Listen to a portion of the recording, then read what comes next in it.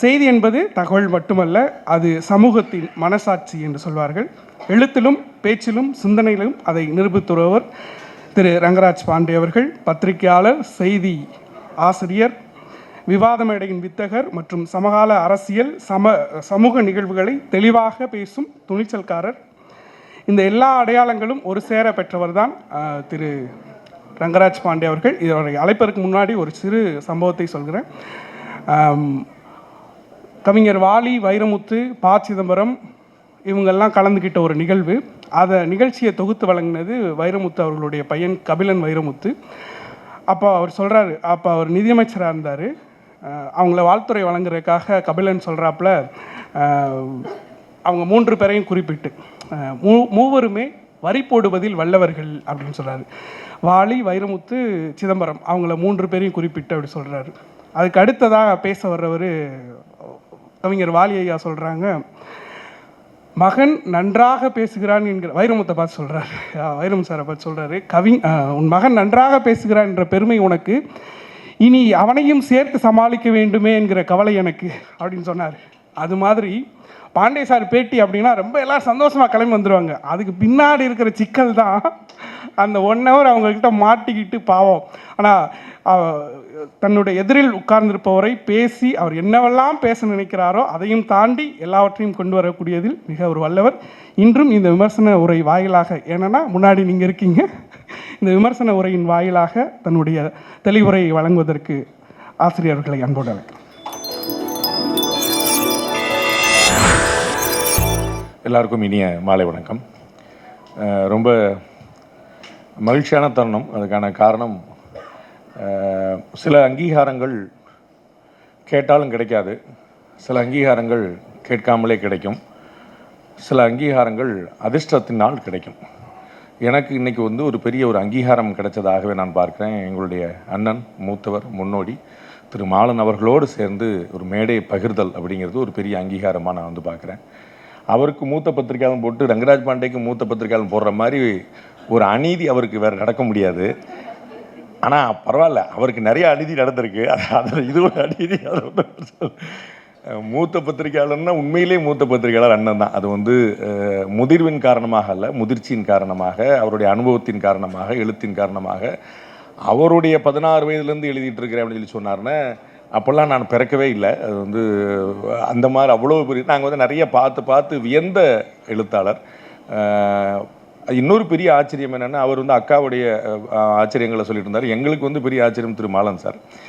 அவர் ஒரு படைப்பாளியாகவும், ஒரு பத்திரிகையாளராகவும், ஒரு அரசியல்லையும் 3லையுமே கோலோச்சினவர். அது நான் எல்லா இளவயது வாலிபர்களை போல் ஒரு படைப்பாளி ஆகணும்னு தான் பைத்தியமாக தெரிஞ்சேன்.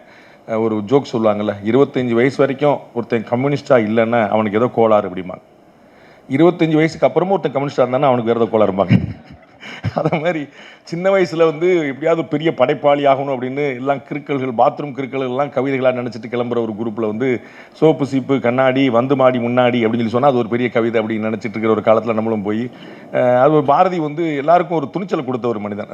அவர் அந்த புது கவிதையாகவே மரபு கவிதையை கொடுக்க முடியும், மரபு தாராமல் ஒரு புது கவிதையில் கொடுக்க முடியும், வசன கவிதையில் கொடுக்க முடியும்னு எல்லாருக்கும் ஒரு துணிச்சல் கொடுத்தோம். அதனால் நம்மளும் பாரதிகளுடைய ஆயிரக்கணக்கான லட்சக்கணக்கான தாசர்களில் ஒரு தாசனாக கிளம்பி நம்மளும் கிளக்கிட்டு இருந்தபோது, அப்போ நம்ம படைக்கிறோம் அப்படின்னு நினச்சிக்கிட்டு இருந்தோம். அதுக்கப்புறம் தினமலரில் கெரியர் ஸ்டார்ட் பண்ண பிறகு நானே எனக்கு சொல்லிக்கிட்டு இருந்தேன், அந்த மாதிரி லாரி மோதி வாலிபர் பலி அப்படின்னு பத்திரிகையாளர் பாண்டே உருவான பிறகு படைப்பாளி பாண்டே காணாமல் போயிட்டார் அப்படின்னு. அது ஏதோ பெரிய படைப்பாளி பாண்டே ஒருத்தர் இருந்த மாதிரி நானும் அப்படி நினச்சிக்கிட்டது. அப்புறம் அண்ணன் தான் அதில் ஒரு படைப்பு இலக்கியத்துலேயும் அசராமல், அந்த மாதிரி இப்போ ஊடக உலகத்துலேயும் அசராமல், அப்புறம் அரசியல் மேடைகளையும் ரொம்ப நிதானமாக, வைகோ எவ்வளோ பேர் கண்டிஷன் போடுவார், அவருக்கே கண்டிஷன் போட்டவர்னா சாதாரண ஆளாக நீங்கள் வச்சு பாருங்க. நீங்கள் அவர் கடைசியில் அவர் கோஷம் போடவிடாமலே ஆக்கி விட்டீங்க. அப்படி அவர் வரும்போது கோஷம் போடக்கூடாது, கொடி கட்டக்கூடாதுன்னு இப்போ கொடி கட்டாமல் கோஷம் போடாமல் தான் இருக்கிறார் அண்ணன். நம்ம அந்த மாதிரி ஒரு நிலைமை கொண்டு போய் வச்சுட்டீங்க. அவருடைய மேடையில் நானும் உட்கார்றேங்கிற ஒரு பெரும் கௌரவம். அண்ணன் வெறும் புஸ்தகத்துடைய விமர்சனமாக மட்டும் இல்லாமல் படிக்க வைக்கிறதுக்கான தூண்டுகோலையும் வச்சிட்டார். கடைசி வரியில் அவர் எல்லாரும் இந்த புஸ்தகத்தை வாங்கி படிங்கன்னு சொன்னார். அது வாங்கி படிங்கிற வாசகம் இல்லை, அதற்கு முன்னாடியே அதை படிக்கிறதுக்கான தேவை இருக்குங்கிறத ரொம்ப அற்புதமாக சொன்னார். ஒன்று, பாஜக பற்றிய விமர்சனமே இருக்குது அப்படின்னார். ரைட்டு அப்படின்னு கட்டாயமாக எல்லாருமே பார்த்துருவாங்க. அப்புறம் ஜாதி சங்கங்கள் பற்றி விமர்சனம், ரைட்டு சோழி முடிஞ்சு வச்சுரா அப்படின்ட்டு அதை வந்து கட்டாயமாக வந்து பாட்டாளி மக்கள் கட்சியுடைய தோழர்களும் வந்து பாஜக தோழர்களும் கட்டாயம் பார்த்துருவாங்க அப்படிங்கிறக்கா சேல்ஸுக்கான ஏற்பாடு அண்ணன் வந்து ரொம்ப பியூட்டிஃபுல்லாக சொன்னார். எடுத்து அதை அழகாக கொண்டு வந்துட்டார். அண்ணன் வந்து ஒரு கவலை வேறப்பட்டார் பேசும்போது, இந்த அமைச்சர்களுடைய துறைகள்னால என்ன பலன் அப்படின்னு. ஏதோ செய்தித்துறை அமைச்சருக்கு என்ன பலன் அப்படின்னு யோசிச்ச மாதிரி, எந்த துறை அமைச்சரால் தான் யாருக்கு பலன்? எல்லா துறை அமைச்சரும் அவர்களுக்கு தான் பலன். அது வந்து நீர்வளத்துறை அமைச்சர் இருந்தேன்னா, பொதுப்பணித்துறை அமைச்சர் இருந்தேன், கல்வி அமைச்சர் என்னென்னா அவருக்கு எத்தனை கல்வி இவ்வளோ கோடி பட்ஜெட்டா, அப்போ இவ்வளோ 10% போட்டால் கூட இவ்வளோ வருதேப்பா அப்படின்னு நினச்சிக்க வேண்டியதானே தவிர இதில் மக்களுக்கு ஏதாவது பலன் இருக்கு போதா? எல்லா துறை அமைச்சர்களாலும் பலன் வந்து அந்த துறை அமைச்சர்களுக்கு தானே தவிர மக்களுக்கு இல்லைங்கிறத நம்ம கண்கூட பார்க்குறோம். அவர் சொன்னது போல உதாரணங்களாக மேற்கோள் காட்டக்கூடிய கூட நீங்கள் வந்து பொன்னம்மாள்கிட்டயோ காமராஜர்கிட்டயோ தான் நீங்கள் போக வேண்டியிருக்கே தவிர இன்னைக்கு சொல்ல முடியல. அது அண்ணன் மேலே தப்பு இல்லை. காங்கிரஸ்காரங்களே காமராஜ் ஆட்சி தான் சொல்லுவாங்களே தவிர அண்ணன் பீட்டர் அல்போன்ஸ் ஆட்சி கொண்டு வருவோம், அண்ணன் செல்வ பிறந்தகை ஆட்சி கொண்டு வரும் யாரும் சொல்லிட்டாங்களா? சொல்ல மாட்டேன்ட்டாங்கன்னா அவங்களாலேயே முடியாத ஒரு பெரிய ஒரு சிக்கல் தான் இருக்குது. ஏன்னா அது அவங்களுக்கு தெரியும், அது காமராஜருக்கு முன்னாடி பின்னாடி கூட சொல்ல முடியாதுங்கிற மாதிரி. இதெல்லாம் நல்லாட்சிங்கிறது கடந்த காலம் அப்படிங்கிற மாதிரி ஆயிடுச்சு, எதிர்காலம் இல்லைங்கிற மாதிரி போச்சு. அண்ணன் வந்து ரொம்ப உண்மையான திறனாய்வான ஒரு உரையை வந்து கொடுத்தாங்க. அக்கா திலகபாமா வந்து எப்படி அண்ணனுக்கு வந்து இவங்களை வந்து முழுக்க முழுக்க ஒரு இலக்கியவாதியாக தெரியுமோ, எனக்கு வந்து அக்கா திலகபாமா முழுக்க அரசியல்வாதியாக மட்டும் தான் தெரியும். எனக்கு இலக்கியமே தெரியாது. அப்போ இலக்கியவாதி எப்படி தெரியும் எனக்கு? நம்ம அந்த பக்கமே போனது கிடையாது. நம்ம யாராவது இலக்கியவாதிகள் வந்தாங்கன்னா கால் விழுந்து கும்பிட்டு நமக்கு அந்த பக்கம் வர கிடையாது, இப்படிக்கா ஓடி போயிருது நம்ம. பட் இந்த மாதிரி சில சந்தர்ப்பங்கள் வந்துடும் பார்த்துக்கங்களேன். அப்போ வந்து திலகபாமா அக்கா வந்து இன்னொரு பெரிய ஆச்சரியம் வந்து அவர்களுடைய தீவிர இலக்கியங்களில் இந்த மாதிரி வந்து ஒரு பெரிய ஒரு பங்களிச்சிருக்காங்கிறது எங்களுக்கு பெரிய ஆச்சரியம். நாங்கள்லாம் பார்த்த போகிறோம் டிபேட்டில் வந்து பயங்கரமாக சண்டை போட்டு மல்லு கட்டி நிற்கிறது தான். அது வந்து அக்கா தமிழிசை அவர்களுக்கும் அக்கா திலகபாமாவுக்கும் ஒரு ஒற்றுமை பார்க்குறேன். நல்லா வந்து கொஞ்சமாக அறிவு இருக்குது, அவனுக்கு மண்டையில் மசாலாவே இல்லை அப்படிங்கிற சிரிச்சிட்டே சொல்லுவாங்க. நம்ம வந்து பார்க்குறதுக்கு வந்து பயங்கரமாக திட்டுற மாதிரி இருக்கும், அதை கூட சிரிச்சுக்கிட்டே தான் சொல்லுவாங்க. கொஞ்சம் கூட அறிவு இல்லை அப்படிம்பாங்க. அந்த மாதிரி வந்து ஒரு என்ன சிரிச்ச முகம் அது வந்து. ஆனால் நல்ல கடுமையாக வந்து ஃபைட் பண்ணுவாங்க, விடவே மாட்டாங்க, விட்டு கொடுக்காத ஒரு தன்மை. எங்களுக்கு வந்து அரசியல்வாதி திலகபாமா மட்டும்தான் தெரியும். ரொம்ப சிறப்பான விஷயங்களை செஞ்சுருக்கிறாங்க.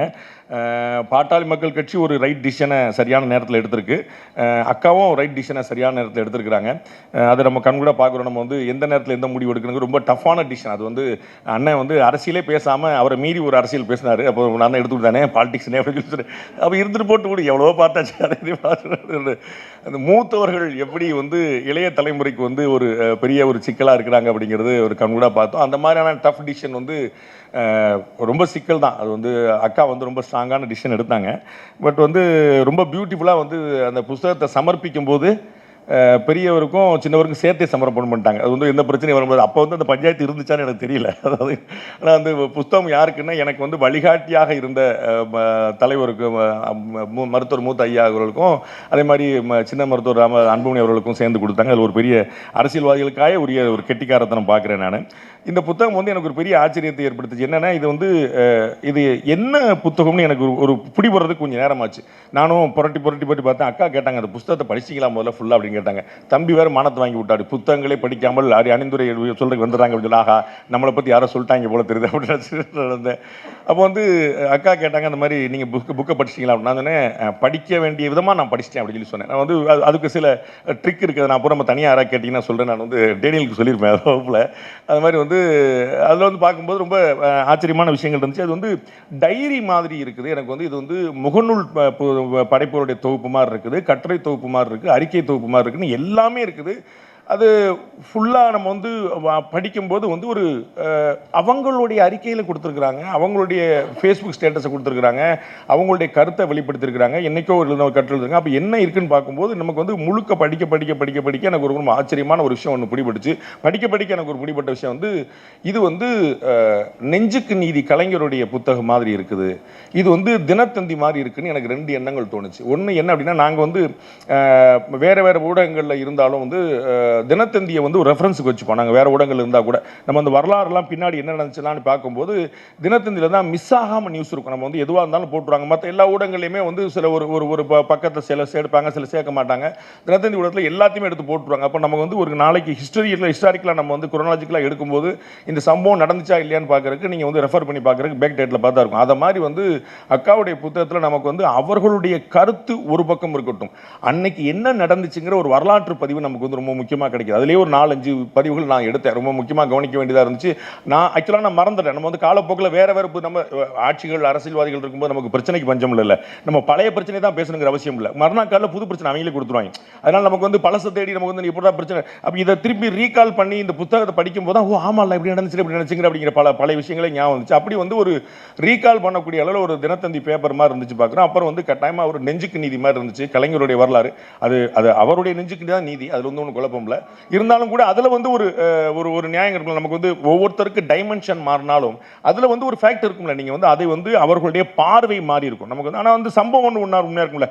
அதற்கு பிறகு நமக்கு வந்து ரெண்டு பக்கம் தெரிஞ்சுக்கிட்டா உங்களுக்கு உண்மை தெரிஞ்சிருக்கும். அதுபோல் வந்து இந்த சம்பவங்களுடைய ஒரு பகுதி ஒரு சார்பு என்னவா இருந்துச்சு, என்ன நடந்துச்சுன்னு பார்க்கறதுக்கு அக்காவுடைய இந்த புத்தகம் ரொம்ப நிச்சயமாக உதவும். அது வந்து கிட்டத்தட்ட 400 பக்கம், எக்ஸாக்டாக 222 அத்தியாயம், 2006 ஆரம்பித்து 2025 வரைக்கும் முடியுது. எல்லாத்தையும் வர்றாங்க. அவங்க வந்து அணிந்துரை ஏன் இதில் இல்லை அப்படின்னு எனக்கு ரொம்ப ஆச்சரியமாக இருந்துச்சு. அதுக்கு ஒரு போட்டு சின்னையாட்டியோ பெரியாட்டியோ வாங்கியிருக்கலாமே அப்படின்னு யோசிச்சேன். அண்டு நான் இலக்கியவாதி பற்றி பேசும்போது நான் புத்தகத்தை படிக்கும்போது நினச்சேன், புதுமை பித்தனை ரெஃபர் பண்ணக்கூடிய ஒரு அரசியல்வாதி வந்து நமக்கு வந்து ரொம்ப ஆச்சரியம் தான். அது வந்து யாருன்னு கேட்டுருவாங்க. யாராவது அரசியல் தளங்களில் போயிட்டு நீங்கள் புதுமை பித்தன் படிச்சிருக்கீங்களான்னா யாருங்க, அது வந்து எந்த கவுன்சிலர், எந்த மாவட்டம், எந்த வட்டம் கேட்டுருவாங்க. அந்த மாதிரியான ஒரு சந்தர்ப்பத்தில் வந்து அவரை மேற்கோள் காட்டி அரசியல் கட்டுரையில் அவரை ரெஃபர் பண்ணி கொண்டு வருங்கிறது ரொம்ப ஒரு பெரிய ஆச்சரியமாக இருக்குது. அப்போ இந்த ரெண்டு தரப்புகளுக்கு இடையில் நமக்கு வந்து வரலாறு ரொம்ப முக்கியம், நோ டவுட்.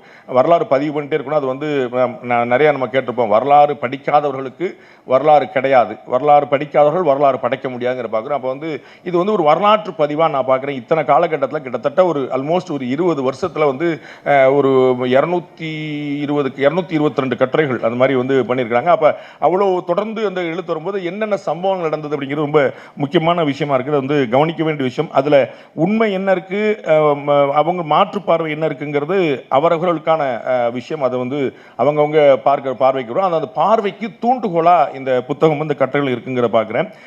இலவசத்தை எதிர்க்கக்கூடிய துணிச்சல், அது வந்து அவருடைய கட்டுரையில் வந்து அது இலவசம் என்பது நத்திங் பட் ஒரு ஏமாற்று வேலை அப்படின்னு சொல்லி சொல்கிறாங்க. நம்ம பார்த்துருப்போம் இன்னைக்கு இருக்கக்கூடிய கட்சிகளில் பாட்டாளி மக்கள் கட்சி போல மக்களுக்கான பிரச்சனைகளை ஆழமாக குரல் கொடுக்கக்கூடிய கட்சி இன்னொரு கட்சி பார்க்க முடியாது. நான் வந்து பல மேடைகளில் சொல்லியிருக்கேன். அது வந்து இடதுசாரி கட்சிகள் பார்வை இருந்தாலும் அவருடைய குரல் ரொம்ப பலவீனமானதாக இருக்கும். ஆனால் மருத்துவர் ஐயாவோ சின்னையாவோ அந்த குரலை ரொம்ப வலுவாக எடுத்து வச்சிருக்கிறாங்க. மது ஒழிப்பு பிரச்சனை அண்ணன் மாலன் குறிப்பிட்டது போல அதில் வந்து ரொம்ப தீவிரமாக திடமாக உண்மையிலேயே சீரியஸாக இருக்கக்கூடிய கட்சி வந்து பாமக. நம்ம வந்து மதுவை ஒழிப்போம்னு தேர்தல் வாக்குறுதி கொடுக்காத கட்சியே கிடையாது. எல்லா கட்சியுமே கொடுத்துருப்பாங்க. எல்லா கட்சியுமே 2-3 ஆலைகள் இருக்கும், அவங்கவுங்க ஆட்கள் வச்சிருப்பாங்க. அதை தாண்டி அவங்களே சேர்த்து கொடுத்துருவாங்க. நம்ம ஒரு ட்ரெண்டு தானே பிடிச்சோம். என்னங்க நீங்கள் சொன்னீங்களே கேட்டால் அது போன எலெக்ஷனுக்கு இந்த எலெக்ஷனுக்கு இல்லைன்னு வேறு சொல்கிறாங்க. இவ்வளோ தெளிவாக வந்து சொல்கிறாங்க. நாங்கள் சொன்னது போன எலெக்ஷன் பாஸ், இந்த எலெக்ஷனில் பார்த்தீங்கன்னா இன்னொருத்தர் சொல்ல போன எலெக்ஷன் நாங்கள் சொன்னோம் எங்களை தோக்கடிச்சிங்க, அடுத்த எலெக்ஷன் நாங்கள் சொல்லலை நீங்கள் ஜெயிக்க வச்சிங்க பார்த்தீங்களா அப்படின்றாங்க. இந்த மாதிரி போய் வந்து நிற்கிறது. ஆனால் வந்து மருத்துவரை அவர்களும் சரி ஒரு சின்னவரும் சரி இது ரொம்ப புகையிலையோட எதிர்ப்பில் வந்து பெரிய அளவில் வந்து பார்த்தீங்கன்னா அந்த சிகரெட் அட்டையில் அந்த பெரிய அளவில் படம் போடணுங்கிறதுல வந்து ரொம்ப உறுதியாக இருந்தார். எவ்வளோ பெரிய லாபி, அது வந்து எவ்வளோ கோடிகள் புழங்குகிற இடம், அதை தாண்டி ரொம்ப உறுதியாக இருந்தார். மருத்துவரியா மத சீரியஸான விஷயங்களில் வந்து ரொம்ப பெரிய ரோல் பண்ணியிருக்காங்க அந்த கட்சி. அந்த கட்சியில் இருக்கிறது அதனால தான் வந்து இவங்க வந்து நம்ம வேறு ஒரு சமூகத்தை சேர்ந்தவங்களாக இருந்தால் இது நமக்கு ரொம்ப பொருத்தமான கட்சியாக இருக்குங்கிறதுனாங்க. அவங்க வந்து இலவசத்தை பற்றி ரொம்ப கடுமையாக விமர்சனம் பண்ணி அது இலவசம் என்பது நத்திங் பட் சீட்டிங் அப்படின்றாங்க, ஏமாற்று வேலை தான் அப்படின்னு சொன்னாங்க. பார்த்தா ஒரு கட்சி வந்து இலவசங்களை அறிவிச்சது, இன்னொரு கட்சி வந்து நாங்கள் இலவசங்களை ஒழிப்போம், இலவசங்கிற வார்த்தையை ஒழிப்போம், அப்புறம் எப்படிங்க செய்வீங்கன்னா விலையில்லா அப்படின்னு சொல்லிடுவோம் அப்படின்னாங்க. இலவசத்துக்கு பேர் எப்படி கொண்டு வந்தாங்க, இது வந்து இலவச திட்டம், அது வந்து விலையில்லா திட்டம் அப்படின்னு என்னங்க பண்ணுவீங்க, நாங்கள் இது வந்து இலவசமாக கொடுக்கலங்க விலை இல்லாமல் கொடுக்குறோம். என்ன கண்டுபிடிப்பா சாமி, நமக்கு வந்து அந்த கண்டுபிடிப்புகள் வந்து அரசியல்வாதிகிட்ட தான் கற்றுக்கணும். அந்த சந்தர்ப்பங்களில் அந்த கூட்டத்தில் இருந்து அவர்களில் ஒரு அரசியல்வாதிகள் ஒருத்தராக இருந்துட்டு அக்கா வந்து அது வந்து ஒரு கட்டுரையில் ரொம்ப தெளிவாக இலவசங்கள் வந்து ஏமாற்று வேலை அப்படிங்கிற பதிவு பண்ணுறாங்க. அவங்க வந்து அண்ணன் சொன்னது போல் அந்த புதிய கல்விக் கொள்கையை விமர்சிக்கிறாங்க. அதில் வந்து நிறைய பேருக்கு புரிதல் இல்லை. அண்ணன் ரொம்ப சரியாக முழுமையாக சொல்லிட்டாரு. அண்ணன் சொன்ன அதே வாதங்களை தான் நான் போராடம் பூரா வச்சுருக்கேன். ஆனாலும் கூட பாட்டாளி மக்கள் கட்சியும் சரி அக்காவும் சரி தேசியத்தை வந்து எதிர்க்காத ஒருத்தவங்களாக இருக்கிறாங்கிறது ரொம்ப ஆறுதல் அளிக்கக்கூடிய விஷயம். அவங்களே வந்து வலிமையான இந்தியா வேணும் அப்படிங்கிறதுக்கான ஒரு நிறைய விஷயங்களை நம்ம வந்து பட்ஜெட் பற்றின கட்டுரைகளில் சொல்லும்போது சொல்கிறாங்க. பட்ஜெட்டில் என்னென்னலாம் இருக்கணும், தேர்தல் அறிக்கையில் என்னென்ன இருக்கும், 2019 பற்றி தேர்தலை பற்றி பேசும்போது அவர்கள் வந்து வலிமையான இந்தியாங்கிறது இருக்கணுங்கிறது சொல்கிறாங்க. அது ரொம்ப முக்கியம். நமக்கு வந்து இந்தியாங்கிறது ஒரு நாடா, இந்தியாங்கிறதே வெள்ளக்காரன் கொண்டு வந்தது, அதற்கு முன்னாடி இந்தியாங்கிற ஒரு நாடே இல்லை அப்படிங்கிற மாதிரி திரும்ப திரும்ப ஒரு பொய்யை சொன்னா உண்மையாயிருங்கிற மாதிரி கிளம்பி ஒரு பெரிய அரசியல் தத்துவங்கள் வந்து கிளம்பிட்டு இருக்கும்போது அக்கா போன்றவர்கள் வந்து அது வலிமையான இந்தியாவுக்கான குரலையும் சேர்த்து கொடுத்துருக்காங்க. ரொம்ப முக்கியமான விஷயம். அண்டு இன்னைக்கு நம்ம பார்க்குறோம், நம்ம நடப்பதே காமராஜர் ஆட்சி தான் அப்படிங்கிற போய் நிற்கிறாங்க. அப்போ வந்து நமக்கு வந்து அக்காவுடைய புத்தகத்தை பார்க்கும்போது நம்மளால் ரீகால் பண்ண முடியுது. எங்கள் ஊருக்கு பக்கத்தில் மம்சாபுரம்னு ஒரு இடம், அந்த மம்சாபுரத்தில் ஒரு கவர்மெண்ட் பள்ளிக்கூடத்தில் ஒரு காமராஜர் சிலை, அந்த காமராஜருடைய சிலை வந்து ரொம்ப க்ஷீணித்து போயிருக்கு, ரொம்ப சுமாராக இருக்குது அப்படின்னு சொல்லிட்டு அந்த சிலையை புனரமைச்சு ரெடி பண்ணி கொடுக்கணும்னு சொல்கிறாங்க. ரெடி பண்ணி கொடுத்துட்டு அதே இடத்துல அதே பள்ளிக்கூடத்தில் அதே காமராஜரில் திரும்ப வைக்கிறாங்க. அனுமதி கிடைக்கல. ஜஸ்ட் இமேஜின், கற்பனை பண்ணி பாருங்க. ஏற்கனவே இருந்த காமராஜர் சிலை அதை புனரமைத்து அதே பள்ளிக்கூடத்தில் வைக்கணும். இல்லை அதெல்லாம் பெர்மிஷன் கிடையாதுன்னு சொல்றாங்க. இது வந்து இப்போ நடந்திருக்கு 2023 if I'm not wrong. அப்படி வந்து நடக்கக்கூடிய விஷயங்கள் அது வந்து நமக்கு ஞாபகத்தில் இல்லை, யாரும் சொல்ல மாட்டாங்க, கேட்க மாட்டாங்க. அது கூட்டணி என்னாச்சு, இதெல்லாம் நமக்கு என்னன்னா இந்த புத்தகம் நமக்கு அதெல்லாம் ரீகால் பண்றதுக்கு உதவும். ஆமாம்ல அப்படி நடந்துச்சு. எனக்கு ஞாபகம் இருக்கு, எங்கள் ஊர் பக்கத்தில் மம்சாபுரம் அப்படிங்கிறது. ஆனால் அது மறந்து போச்சு ஆக்சுவலாக மனசுக்குள்ள. அது வந்து இப்போ வந்து திரும்பி கொண்டு வரும்போது ரொம்ப ஒரு பெரிய ஆச்சரியமா இருக்கு. சவுந்தரபாண்டியனாருக்கு ஒரு சிலை வைக்கணும் பார்க்குறேன். எல்லாத்தையும் ஒரு அரசியல் கொண்டு வரணும் பார்த்துங்களேன். அது பக்கத்துலேயே வந்து இன்னொரு சிலையும் சேர்த்து வச்சிருந்தாங்கன்னா அனுமதி கொடுத்துருப்பாங்க. அப்படி இல்லைங்கிறனால அது அனுமதி கிடைக்காம போயிடுச்சுன்னு நினைக்கிறேன். பட் அது மறக்கக்கூடாத ஒன்று சொல்ல இருக்குது. அதே மாதிரி இன்னொரு சம்பவம் அக்காவுடைய புத்தகத்தை படிக்கும்போது ஞாபகம் வந்துச்சு. சாத்தூரில் பட்டாசு ஆலை விபத்தில் வந்து 27 பேர் இறக்குறாங்க. அதுவும் எங்கள் மாவட்டத்தை சேர்ந்தது. 27 பேர், 1-2 ஒரே விபத்தில் 27 பேர் வந்து இறக்குறாங்க. அது இறந்தவர்களுக்கு 3 லட்ச ரூபா. அது வந்து அவன் பாவம் தொழில் பண்ணி வேலை பார்க்கும்போது செத்து போயிட்டான், அதனால 3 லட்ச ரூபா தான். குடிச்சு போய் செத்து போயிட்டான்னு 10 லட்ச ரூபா கொடுத்துருப்போம். குடிக்காம வந்து வேலை பார்க்கும்போது செத்து போயிட்டா 3 லட்ச ரூபா தான். ஸோ வந்து 27 பேர் இறந்துருக்காங்க. அவர்களுக்கு 3 லட்ச ரூபா தான் அரசாங்கம் கொடுத்துருக்கு. அதை வந்து பசுமை தீர்ப்பாயம் உள்ள என்ட்ரி ஆகுது. பசுமை தீர்ப்பாயம் உள்ள என்ட்ரி ஆகி 10 லட்ச ரூபா கொடுக்கணும்னு சொல்லு. பசுமை தீர்ப்பாயத்தோட உத்தரவை தமிழக அரசு எதிர்த்து அப்பீல் போகுது. கொஞ்சம் யோசிச்சு பார்க்கணும். அதாவது பட்டாசு ஆலையில் தொழிலாளர் உங்களுக்கு தெரியும், நீங்கள் சிவகாசி மக்கள் நிறைய நீங்கள் இருக்கிறீங்க, நம்ம இந்த ஏரியா நம்ம பகுதி மக்கள் அங்கே இருக்கீங்க, தென் மாவட்டத்தை சேர்ந்த மக்கள். அங்கே வந்து இந்த பட்டாசு ஆலைகள் வந்து ஏழைகள், அதாவது குடும்பம் கூட்டியை பார்த்துட்டு வேற வழி இல்லாமல் வேற வாய்ப்பு இல்லாமல் கணவன் மனைவி 2 பேருமா உட்காந்துட்டு அதை விடிய உடம்பெல்லாம் மருந்தடிச்சு உட்காந்து பண்ணியிருப்பாங்க. அப்படி வந்து விபத்துகள்ங்கிறது ஆண்டுதோறும் மாதந்தோறும் நடக்கக்கூடிய விஷயமாயிருச்சு. இந்த விபத்து அக்கா குறிப்பிட்டிருக்கக்கூடிய புத்தகத்தில் குறிப்பிடக்கூடிய அந்த விபத்துங்கிறது ஒரு மேஜர் விபத்துகள். அதுவே நிறைய நடந்திருக்கு, 20-30 நிறைய நடந்திருக்கு. அதில் வந்து ஒரு விபத்து கொடுப்பாங்க 27 பேர். அப்போ அதற்கு வந்து அரசாங்கம் 3 லட்ச ரூபா கொடுக்குது. அதை பசுமை தீர்ப்பாயம் வாலண்டரி என்ட்ரி ஆகி 10 லட்ச ரூபா கொடுக்குன்னு சொல்லுது. அதை எதிர்த்து சுப்ரீம் கோர்ட் வரைக்கும் போயிருக்கிறாங்க தமிழக அரசு. 10 லட்ச ரூபா கொடுக்க முடியாதுன்னு சுப்ரீம் கோர்ட் தள்ளுபடி பண்ணியிருக்கு. அதை இல்லைங்க 10 லட்சம் இன்னும் கொடுக்காம இருக்குங்கிறது அந்த கட்டுரை வந்து வெளிப்படுது. அப்போ நமக்கு வந்து இது வந்து பழசை வந்து நினைவு கூறுறதுக்கு வந்து ஆடா ஆமா இப்படிலாம் நடந்திருக்கல அப்படிங்கிறது மேற்கோள் காட்டுறதுக்கு ரொம்ப ஒரு முக்கியமான விஷயமா இருக்குது. அதே போல் வந்து இங்கே நம்ம சென்னையில் பார்த்தீங்கன்னா இன்னைக்கு வரைக்கும் போயிட்டு இருக்கக்கூடிய ஒரு பிரச்சனை தூய்மை பணியாளர்கள் பிரச்சனை. அக்கா வந்து ஒரு சம்பவத்தை மேற்கோள் காட்டுறாங்க. ஒரு தூய்மை பணியாளர் அவர் வந்து பணிபுரியும் போது மின்சாரம் தாக்கி விழுந்துட்டார். அப்போ வந்து வெள்ள காலங்களில் மழை காலங்களில் தண்ணீர் இருக்குது, தண்ணீரில் மின்சாரம் கடத்தப்படுது. அப்போ வந்து நம்ம வந்து கரண்ட் கட்டாகி வயர்லாம் தொங்கி அந்து போறதெல்லாம் நம்ம சகஜம் தானே. அதுக்கு வந்து நம்ம ஆட்சி கிடையாது, அரசு கிடையாது, எல்லா இடத்துலையும் இருப்பாங்க. அது வெள்ளம் வந்துச்சுன்னா மழை வரத்தான் செய்யும், மழை வந்துச்சுன்னா வந்து வெள்ளம் வரத்தான் செய்யும், வெள்ளம் வந்துச்சுன்னா 4 வயர் விழத்தான் செய்யும், வயர் வந்துச்சுன்னா கரண்ட் விழதான், கரண்ட் வந்து 2 சாகத்தான் செய்வாங்கிற அளவுக்கு சகஜமாகி போச்சு. அப்படியா அங்கே மின்சாரம் தாக்கி 2 பேர் பலியா அப்படிங்கிற தூய்மை பணியாளர்கள் நம்ம முன்கள பணியாளர்கள் நம்ம காம்ப்ளிமெண்ட் பண்றோம். ஆனால் இன்னைக்கு வரைக்கும் போராடிட்டு இருக்காங்க, அவர்களுக்கான நியாயம் கிடைக்க மாட்டேதுன்னு. அவர்கள் அந்த பணியை செய்யும் போது ரோட்ல அருந்து கிடந்த ஒரு மின்சாரம் விழுந்து அருந்து இறந்து போறாங்க. இது வந்து நம்ம எவ்வளவு கேர்லெஸ்ஸா ஒரு விஷயத்தை வச்சிருக்கிறோம். நம்ம வந்து ஒரு அடிப்படையான ஒரு சேஃப்டி கூட நம்ம இல்லாமல் இருக்கிறோம். அவர்களுக்கு வந்து கிளவுஸ் கொடுக்கணுங்கிறது வந்து 150 விஷயங்கள் சொல்லப்பட்டிருக்கு. அது வந்து மேண்டேட்டா சொல்லப்பட்டிருக்கு. பட் இன்னைக்கு வரைக்கும் கடைபிடிக்காமல் இருக்குங்கிற விஷயங்கள்லாம் வந்து அக்காவோட புத்தகத்தில் நமக்கு வந்து நிறைய வருது. இது வந்து ரொம்ப பியூட்டிஃபுல்லான விஷயம், நல்ல விஷயம். அது வந்து இந்த புத்தகங்கள் வந்து ஒரு செய்தியாளனாகவே நான் வந்து ஒரு இலக்கிய பக்கத்துமே போகாம ஒரு புத்தக திறனாய்வு பக்கம் போகாம எனக்கு நிறைய விஷயங்களை ரீகால் பண்றதுக்கு இந்த புத்தகம் ரொம்ப அற்புதமாக உதவுது.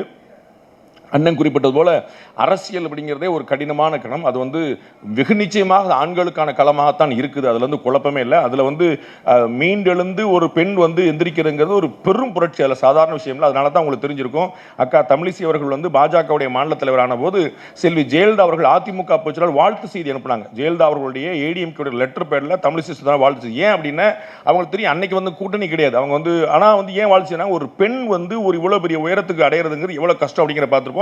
நம்ம ஊர்ல உடனே வந்து பெண்களை எவ்வளவு இழித்தும் பழித்தும் பேசுவாங்க கண்கூடா பார்த்துருக்கிறோம். அப்படிப்பட்ட ஒரு ஆணாதிக்க சமுதாயமாகவே இருக்குது அரசியல்ங்கிறது. ஆணாதிக்க சமுதாயம் இல்லை, அது வந்து ஆணாதிக்கத்தோட உச்சம் அப்படின்னு பார்க்கலாம். அந்த மாதிரி வந்து ரொம்ப சுலபமா ஒன்னாலாம் முடியாதுமா அப்படின்னு ரொம்ப அழகா சொல்லுவாங்க. நம்முடைய கட்சியிலே சொல்லுவாங்க. அந்த மாதிரிலாம் பெரிய பெரிய துயரங்கள்லாம் தாண்டி எந்திரிச்சு வெளியே நிற்கிறது ஒரு பெரிய விஷயம். அது வந்து அக்கா திலகபாமா வந்து கட்சியில புரோட்டோகால்ல 3வது பெரிய இடத்துல முக்கியமா இருக்கக்கூடிய அளவுக்கு வந்து நிற்கிறாங்கன்னா அது வந்து ஒரு பெரிய வளர்ச்சிக்குரிய விஷயம், பெரிய வாழ்த்துக்குரிய விஷயம். அது வந்து அண்ணன் குறிப்பிட்டது போல நம்பிக்கைக்குரியவராக இருந்தால் மட்டும் மட்டும்தான் அந்த இடத்துக்கு வர முடியும். ஏன்னா பொருளாளர் எல்லாரும் கொடுத்துட மாட்டாங்க. அது எம்ஜிஆர் பொருளாளர் ஆக்க போய் தான் அவ்வளோ பிரச்சனை வந்துச்சு. அது நம்ம சம்மந்தம்லாம் பொருளாளர் ஆக்கி விட்டு அவர் வந்து கணக்கு கேட்டு விட்டார், பெரிய சிக்கலாச்சு. அப்போ வந்து ரொம்ப பெரிய நம்பிக்கைக்குரியவராக இருந்தால் தான் வந்து அந்த பொருளாளர் பதவி கொடுக்க முடியும். இப்போ அந்த கட்சியில் வந்து எல்லா கட்சியிலுமே பார்த்தீங்கன்னா பொருளாளர் எப்படி சேஃப்டி வச்சுருப்போம், அந்த மாதிரி வந்து எங்கேயோ சம்மந்தம்லாம் வேற ஊரில் இருந்தால் கூட அக்கா பொருளாளர் இருக்காங்கன்னா அந்த அளவுக்கு ட்ரஸ்ட் அவங்க சம்பாதிச்சிருக்காங்க. அப்படி பார்க்குறோம். அவங்க வந்து பணத்தை சம்பாதிக்காம ட்ரஸ்ட்டை சம்பாதிக்க ஒரு மிக முக்கியமான விஷயம் வந்து இன்னும் நிறைய உயரங்களை தொடரும். 2021 அசம்பிளி எலெக்ஷனில் போட்டிட்டு இருக்காங்க சட்டமன்றத்துக்கு. 2024 பார்லிமெண்ட் எலெக்ஷன்லையும் போட்டிட்டாங்க. 2 முறை வெற்றி வாய்ப்புகள் கிடைக்காம இருந்துச்சு. 2026 சட்டமன்ற தேர்தலில் போட்டிடுவாங்கன்னு நினைக்கிறோம். நல்ல விஷயங்கள் மாம்பழம் கனிந்து வருவதற்கான நிறைய நல்ல விஷயங்கள் தெரிகின்றன. இறைவன் துணை இருக்கட்டும். இந்த புத்தகத்தை நீங்களும் நிறைய பேர் படித்து நல்லது நடக்கட்டும். இறைவன் துணை இருக்கட்டும். தேங்க்யூ. இந்த அருமையான சந்தர்ப்பத்துக்கு ரொம்ப நன்றி. வணக்கம்.